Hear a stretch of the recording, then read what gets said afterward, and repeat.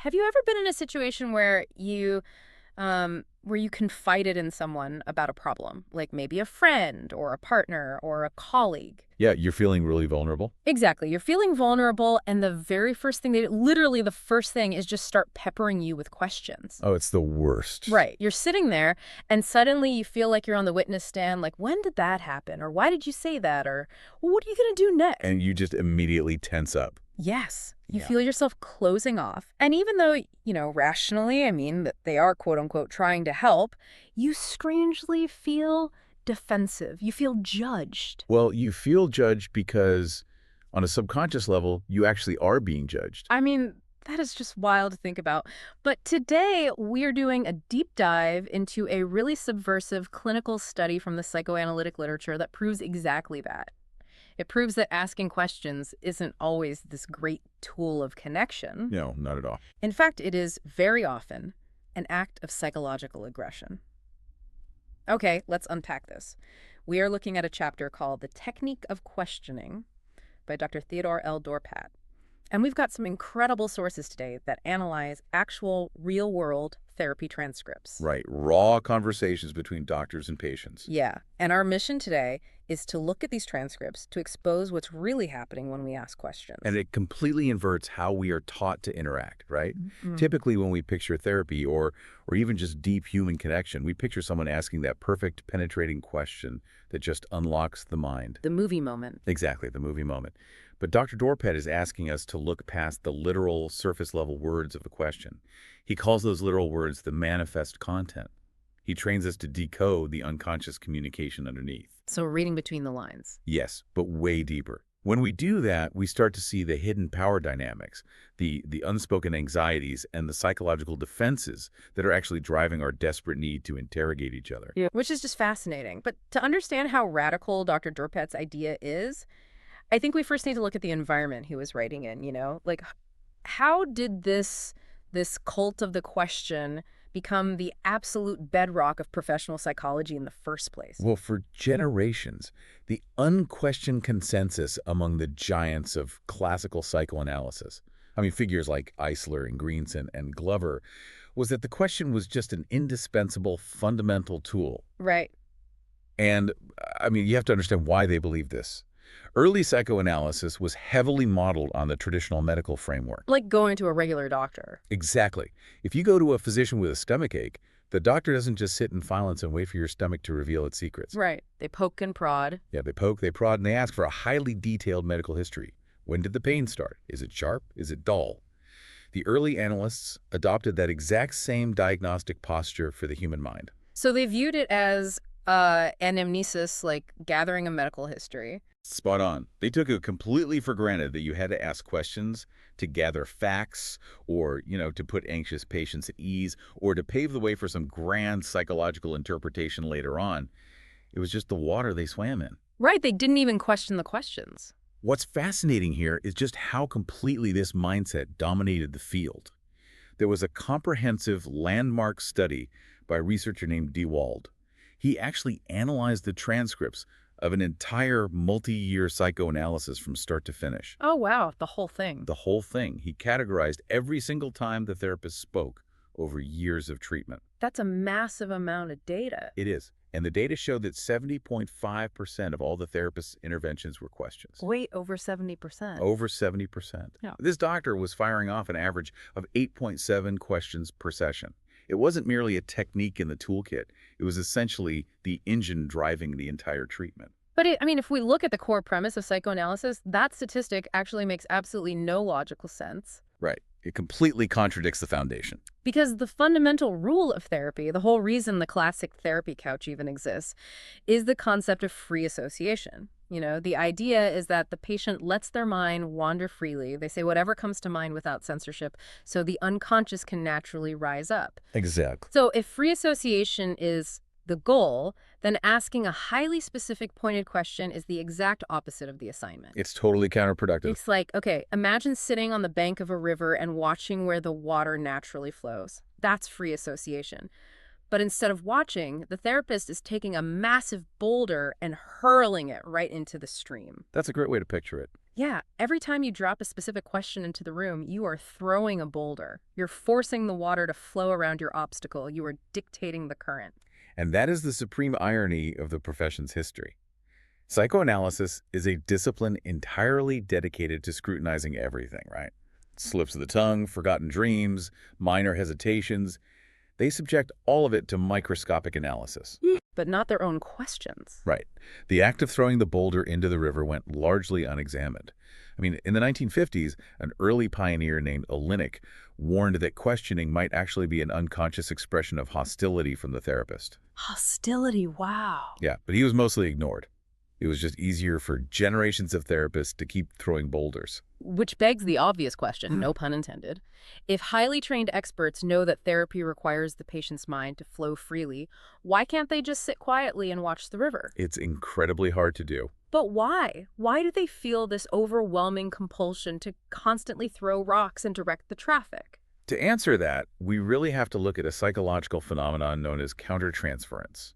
Dr. Dorpat's text argues that the act of asking a question usually reveals vastly more about the internal state of the person asking it than it does about the person being questioned. Okay, so if transference is the classic therapy trope where, like, I project my unresolved mommy issues onto you, the therapist. Right, that's transference. Is countertransference just you, the therapist, projecting your own unhealed baggage and daily anxieties back onto me when my behavior triggers you? That is an excellent working definition, yes.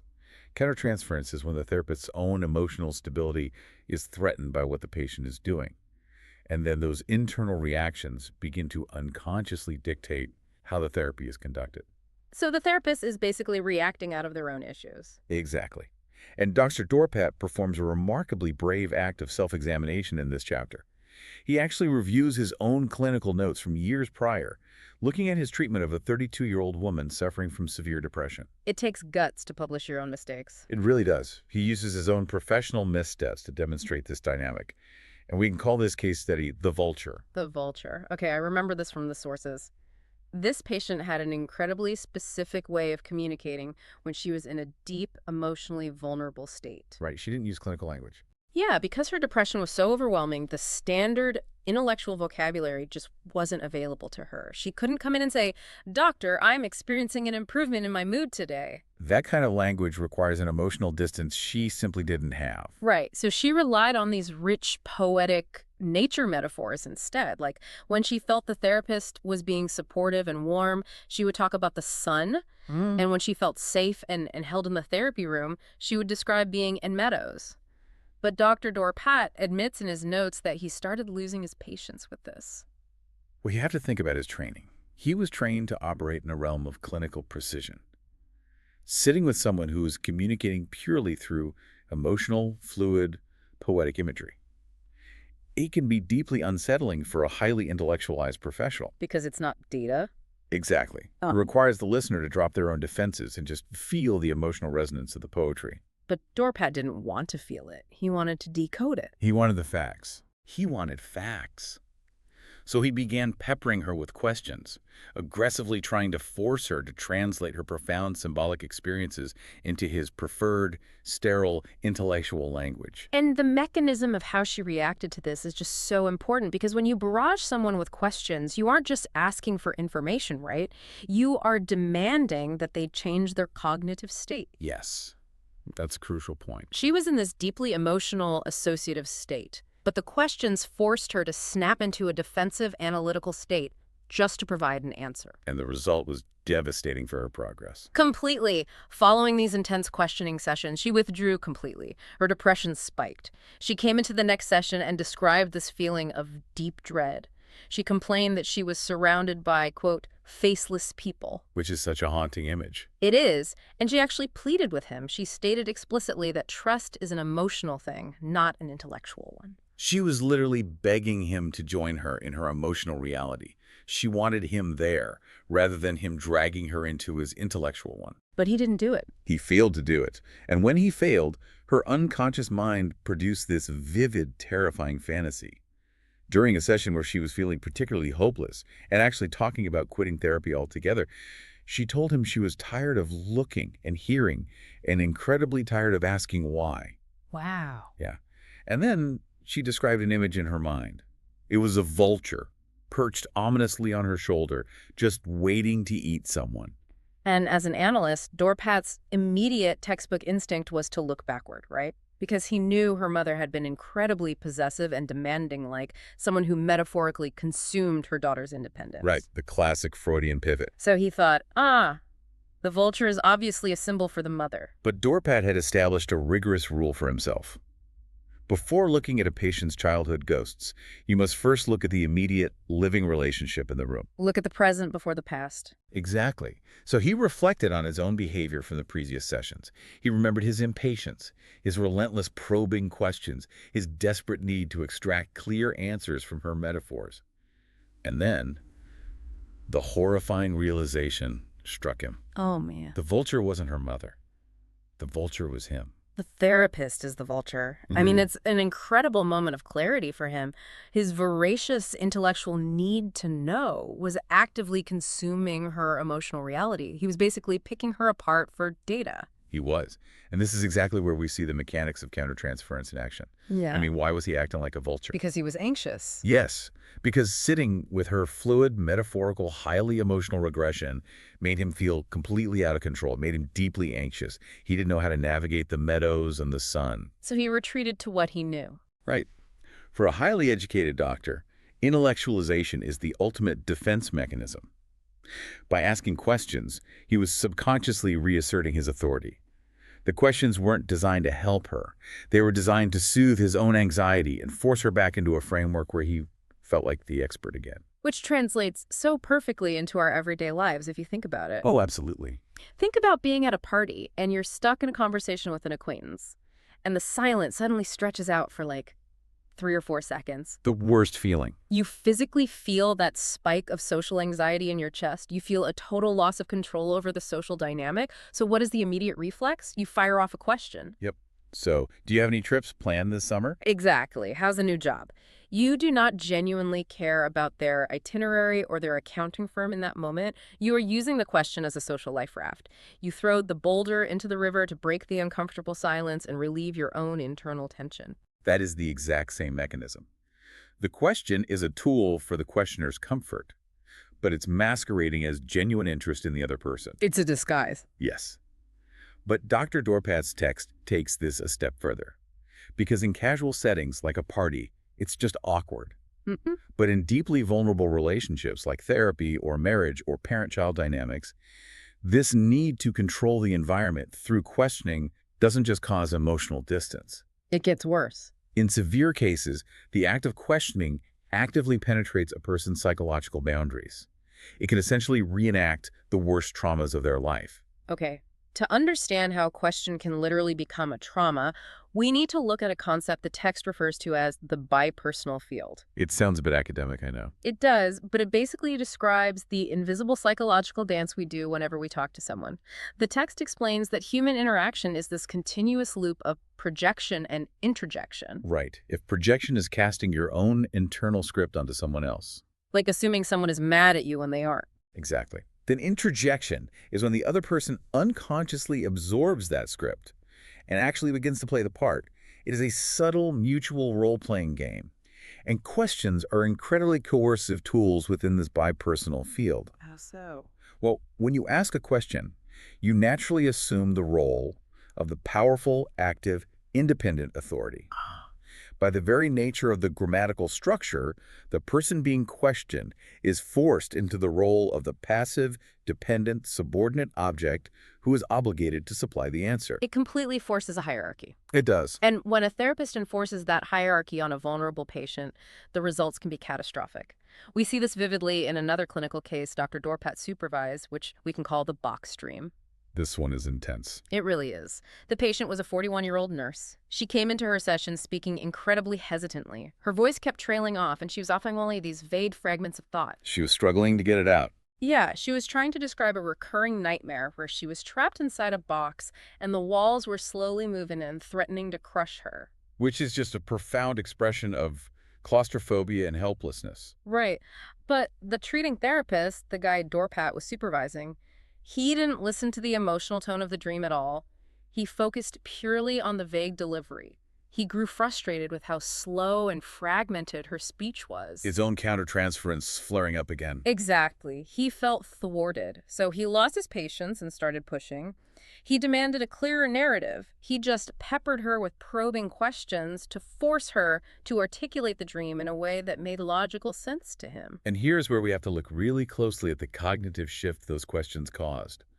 Under the intense pressure of his interrogation, her mind abandoned the dream entirely. It's like she couldn't hold on to it anymore. She couldn't. She shifted from this rich, symbolic right brain imagery and was forced into literal memory.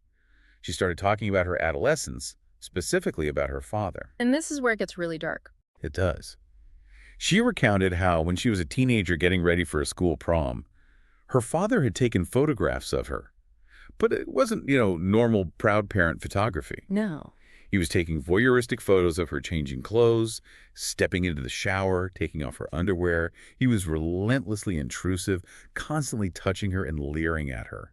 He was violating every physical and emotional boundary a daughter has. It's horrific. And as she recalled this in the session, she grew visibly furious. She shouted that she used to want to scream at her father, "Keep your flabby hands off me." Now, if you are a traditional therapist observing this, you might pat yourself on the back, right? You pushed the patient, she stopped being vague, and she uncovered a massive foundational childhood trauma. You'd think you were a genius. Right. You'd think the questions worked perfectly. But when Dorpat reviewed the notes of this session with the therapist, he completely dismantled that assumption. Completely. If we connect this to the bigger picture, Dorpat looked at the bipersonal field in that room. He pointed out to the treating therapist that the patient's visceral, angry shout, "Keep your flabby hands off me," was not just a historical memory echoing from the past. It wasn't just about the dad. No.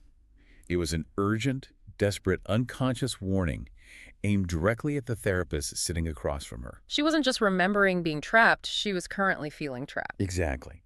The claustrophobia of the box dream wasn't just about her childhood. It was about the therapy room itself.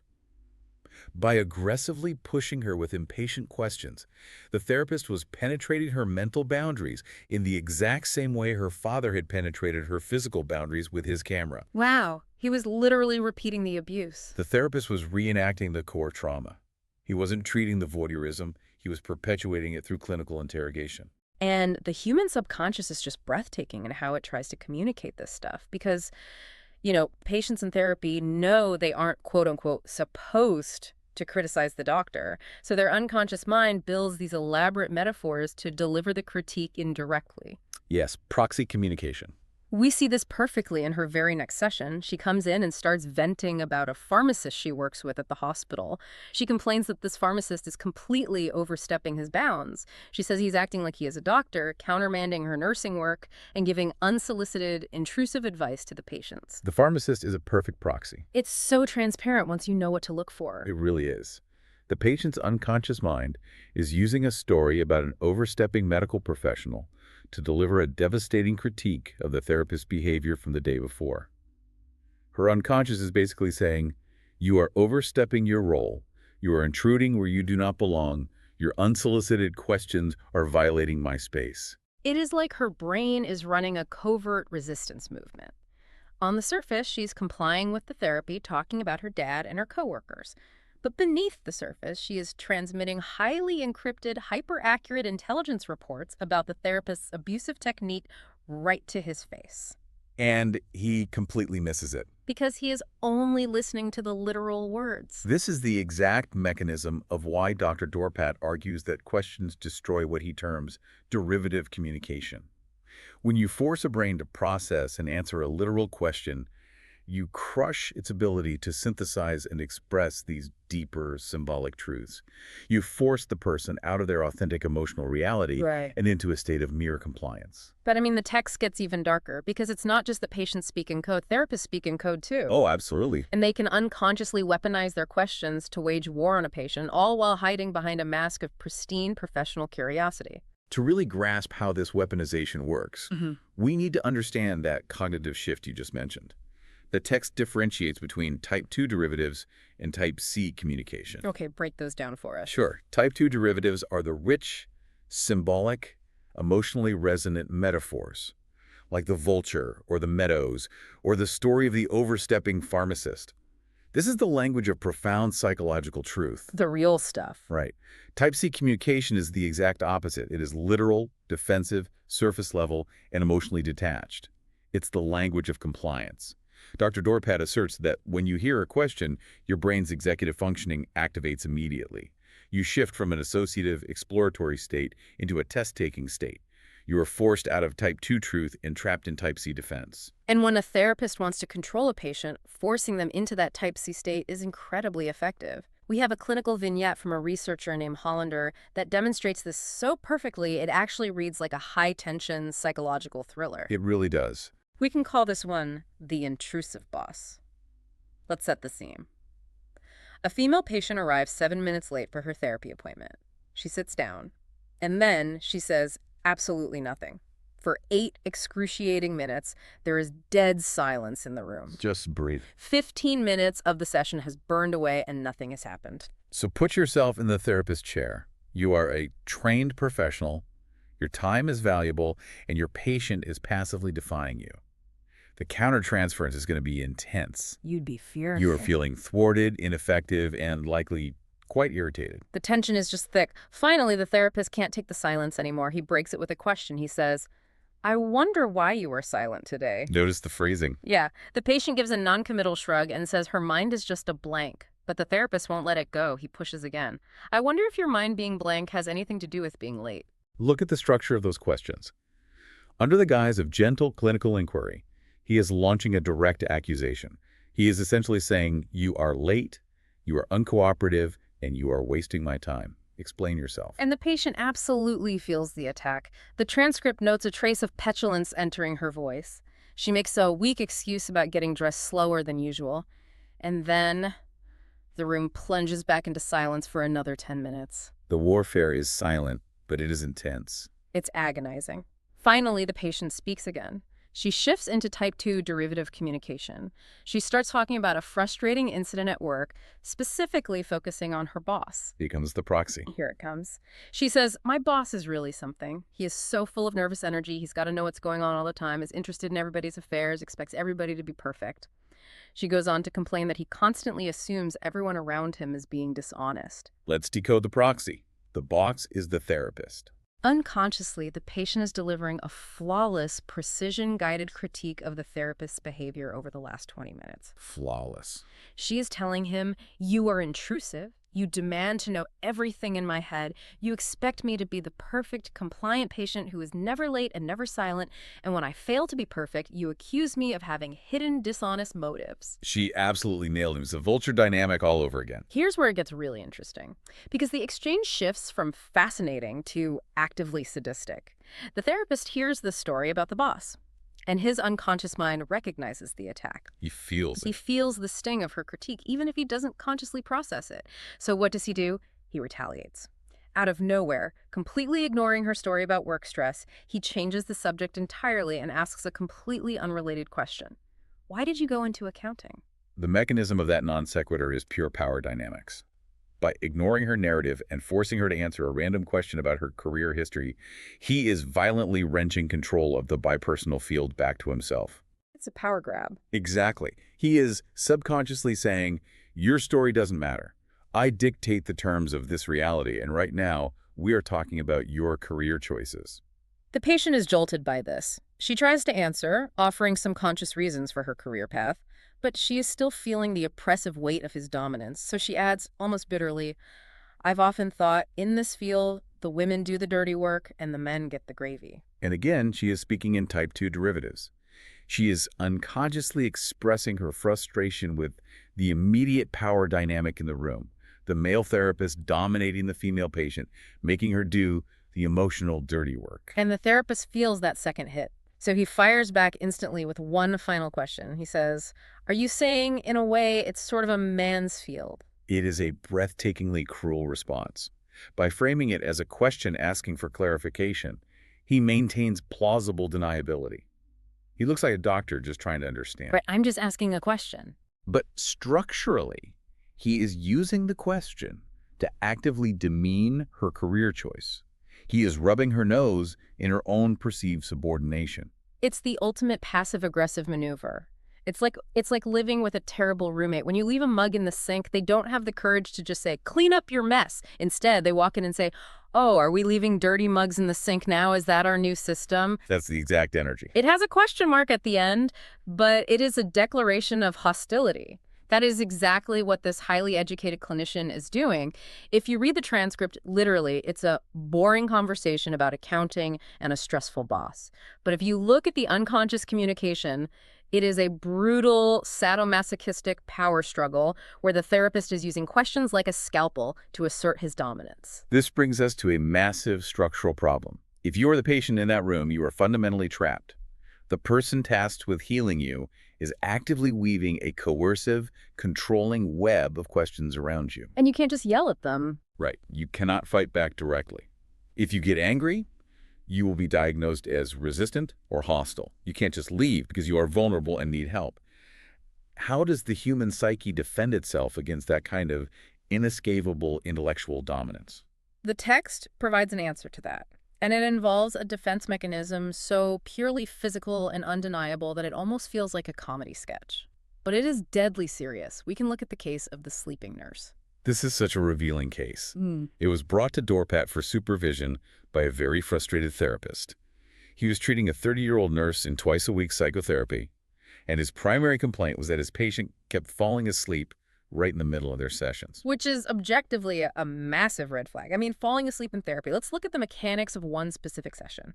The patient arrives late, apologizes profusely for falling asleep in the past, and admits she's actually contemplating quitting therapy. So the therapist is already feeling insecure. Exactly. The therapist, likely feeling a massive surge of countertransference anxiety that he is failing at his job, decides he needs to fix this immediately. He launches into a grand psychological interpretation. He tells her that her sleepiness is a defense mechanism masking her hidden rage toward her sister. He just hands her a conclusion. Yeah. And the patient politely demurs. She says, "I don't really remember getting angry at my sister." This is the critical juncture. A healthy therapist would listen to that denial and explore it. They would let the river flow. Wait and see. But this therapist cannot tolerate her reality contradicting his theory. He needs her to conform.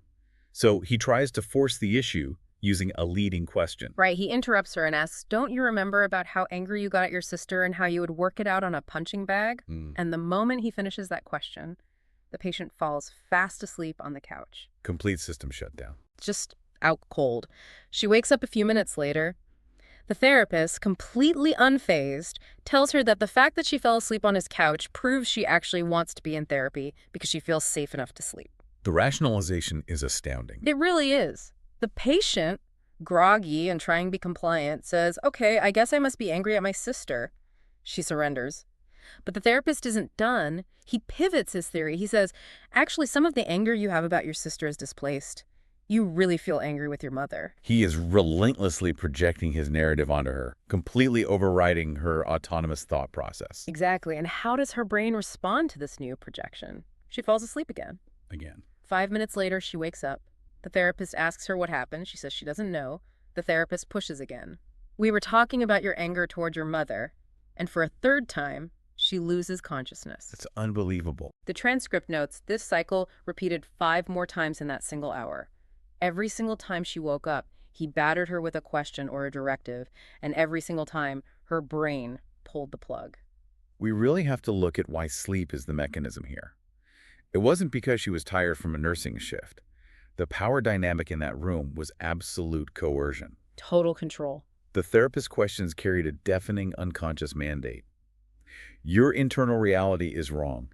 My theory is right. You are incapable of understanding your own mind, so you must submit to my interpretation. That is so oppressive. The patient was trapped in the bipersonal field. She introjected this demeaning view of herself as helpless and passive. But the human drive for autonomy is incredibly strong. When someone is violently controlling your reality and verbal resistance is futile, psychological withdrawal is the only defense left. So sleep was a weapon. Falling asleep was an act of profound passive-aggressive defiance. It was the absolute only way she could establish a boundary he couldn't penetrate with a question mark. It makes perfect sense. If someone is hacking your computer, you don't try to out-type them. You just yank the power cord out of the wall. That's a brilliant analogy. That's what her brain was doing. And the tragic irony of this case is just staggering. Think about what this therapist was trying to cure. He believed her core trauma stemmed from being raised by a highly dominating, controlling mother. And what was his method of treatment? He became the mother. He became the dominating, controlling mother. He badgered her, invalidated her feelings, and demanded total compliance. He was perfectly replicating the pathogen he was supposedly trying to cure. And he was entirely blind to it because the culture of his profession assured him that asking questions was a benign, helpful clinical tool. I think anyone listening can recognize this dynamic from their own life. It perfectly explains the classic trope of the teenager coming home from school. Oh, the teenager ambush. Yes. They walk in the door, and a well-meaning parent immediately ambushes them. How was school? Did you pass the math test? Who did you sit with at lunch? Why did you text me back? A barrage of boulders. Exactly. And the teenager almost universally responds with a blank stare, a muttered, "I don't know," or they just put their AirPods in and walk away. Society usually writes this off as teenagers being moody or ungrateful, but viewing it through Dorpat's lens, that "I don't know," is a brilliantly effective, highly necessary defense mechanism. It really is. The parent's anxiety is driving them to try and consume the teenager's inner life through interrogation. The teenager is simply protecting their psychological boundaries. I don't know is the teenager's version of falling asleep on the couch. Yeah. It is a refusal to participate in the coercive dynamic. It signals, I will not supply the data you are demanding to soothe your own anxiety about my life. Which leaves us staring at a massive structural problem in how we communicate.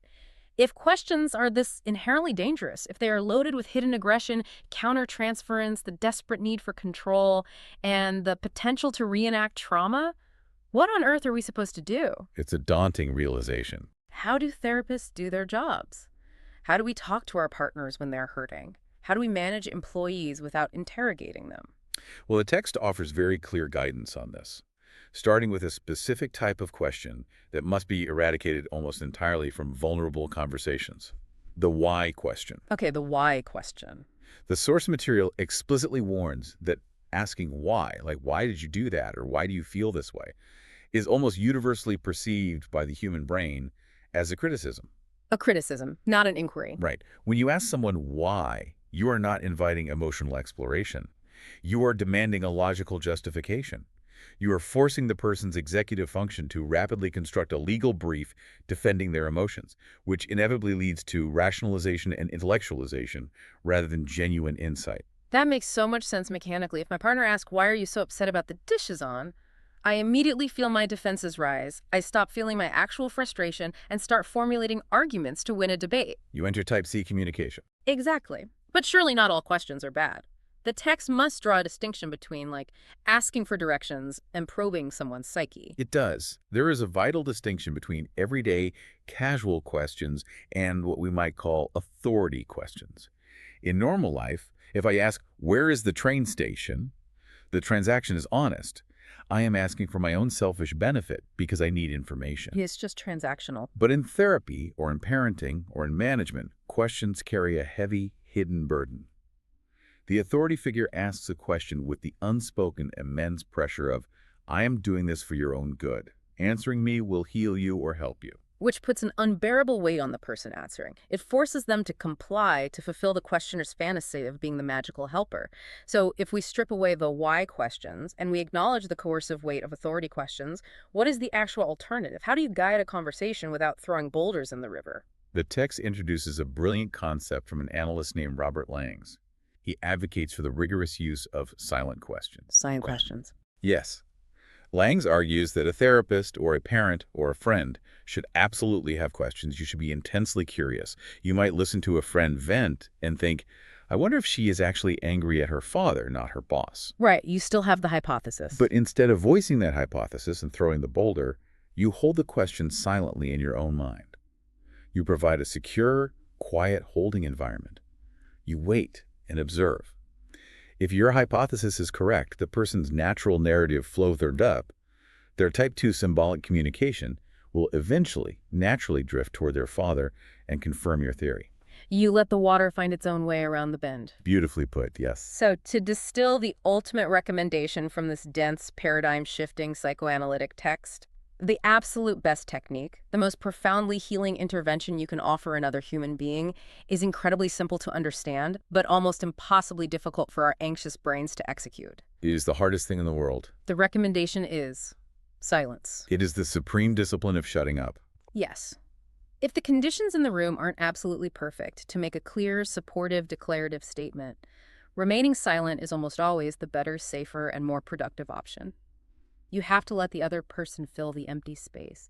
You have to let them direct the flow of their own mind. And that requires immense psychological fortitude. Because to sit in silence, you have to tolerate your own profound anxiety. The awkwardness. You have to sit with your own confusion. You have to surrender your desperate need to be perceived as helpful or smart or in control. You have to sacrifice your own emotional comfort for the sake of allowing the other person's authentic, uncoerced expression to emerge. That is just incredibly powerful. Okay, let's look at the totality of what we've unpacked today. We took a deep dive into Dr. Theodore Dorpat's work and completely dismantled the historical cult of the question. We really did. We've seen the underlying mechanics of how questions operate. They are almost never neutral tools for gathering facts. They are highly volatile psychological acts. They're used to project our own anxieties onto others, to intellectually soothe ourselves when we feel out of control. They are defense mechanisms disguised as curiosity. We've seen how they can violently reenact past traumas by penetrating personal boundaries, how they are weaponized to establish passive-aggressive dominance, and how they routinely force people into literal defensive compliance, destroying the rich symbolic truths that actually allow us to connect. We analyzed the therapist whose voracious questioning transformed him into a consuming vulture. We saw the claustrophobic nightmare of a patient whose therapist's probing perfectly mirrored her father's voyeurism. The pharmacist proxy. Yes, we watched questions used as literal weapons in a silent power struggle over accounting, and we witnessed a patient driven to literal, repeated unconsciousness just to escape the coercive barrage of her doctor's interrogation. So here's how you take this text and apply it to your life today. The next time a friend, a partner, or a colleague comes to you with a problem, or they're just expressing a difficult, messy emotion, pay incredibly close attention to your own physical body. This is the real test. Notice that burning, almost painful desire welling up in your chest to fire off a question. Notice your urge to fix it by gathering data, and before you open your mouth, challenge yourself. Ask yourself internally, am I asking this question because it is truly the only way to help them process their feelings? Or am I asking this to satisfy my own curiosity, to assert my own intellect, and to quickly ease my own intense discomfort with their pain? This raises an important question, though. If the deepest, most healing human connection requires the discipline to stop asking questions and tolerate the silence, what does this mean for the rapidly approaching future of AI therapy? Oh, man. We are currently building an entire ecosystem of mental health chatbots that are algorithmically programmed to do literally nothing but ask you an endless, calculated stream of questions to maximize your engagement. If Dorpat is right, these machines aren't providing therapy at all. They are automating the very intellectual coercion and boundary violation we've been warning against this entire hour. Sometimes the water in the river gets a little muddy, but if we can stop throwing boulders, it just might clear up on its own. Thanks for joining us on this deep dive.